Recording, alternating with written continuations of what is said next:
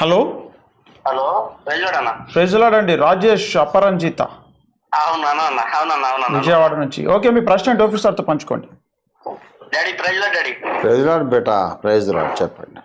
Daddy కొద్ది రోజుల క్రితం మీరు ఆదివారం మెసేజ్ లో యోగి పుంగములు ఉన్నారు, మరి ఋషులు ఉన్నారు మన భారతీయ సనాతన ధర్మం ప్రకారం అని చెప్పుకుంటా వచ్చి ఆ రోజున ఆ యోగా చేస్తే కుండలి విద్య చేయాలి అంటే చేయాలని అన్ని వాళ్ళు అడుగుతారు. అప్పుడు ఆ విద్యకు వీళ్ళు ప్రిపేర్ అవుతారు. అప్పుడు మనిషిలో ఉన్న సర్పం అనేది లెగుతుంది అని చెప్పేసి మీరు చెప్పారు డాడీ. ఆ రోజు అలా చెప్పారు. దానికి ఇక్కడ ఆది కాలంలోనేమో మనిషి దేవుని పోలిక దేవుని స్వరూపం కదా, సర్పమే ఉన్నాడు కదా.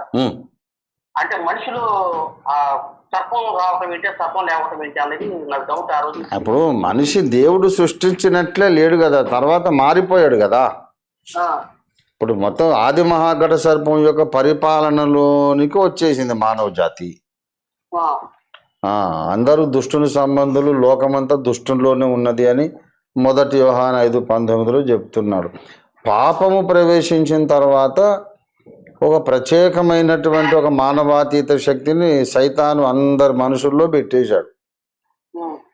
దాన్ని మేల్కొల్పాలంటే ఈ యోగ సాధన చేసి ఆ కుండలిని శక్తిని మేల్కొల్పితే మనం ఏది దలుచుకుంటే జరుగుతుంది అని యోగ శాస్త్రం చెబుతుంది. అంత దూరం వెళ్ళకండి అని నేను అంటున్నా.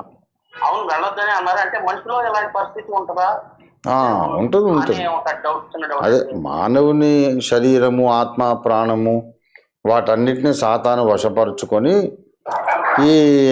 ఈ శక్తిని వాడే సృష్టించాడు మన లోపల. మనం అంత దూరం వెళ్ళాలంటే మొత్తం సైతాన్ని గ్రిప్ లోపలికి వస్తేనే ఆ కుండలిని దాకా వెళ్ళగలం మనం. కనుక అంత దూరం వెళ్తే యేసుకు దూరం అయిపోవడమే. ఇంకా మీరు ఇంటర్నెట్లో చూడండి, యోగా ద్వారా యోగా సాధన చేసి నేను మొత్తం భ్రష్టురాలను అయిపోయి మళ్ళా నేను అది వదిలేసి రక్షణలోకి వచ్చానని చెప్తున్న సాక్ష్యాలు కూడా మీకు ఇంటర్నెట్లో ఉన్నాయి. ఆ కుండలిని దాకా పోయి నేను భక్తి అయిపోయింది, యేసే నాకు దూరం అయ్యాడు, తర్వాత మళ్ళీ నేను నా తప్పు తెలుసుకున్నాను, ఆ యోగా అదంతా మానేసి మళ్ళీ రక్షణలో ఆనందిస్తున్నానని చెప్పే సాక్ష్యాలు ఉన్నాయి ఇంటర్నెట్లో. కావాలంటే మీకు నేను లింక్ పంపిస్తాను.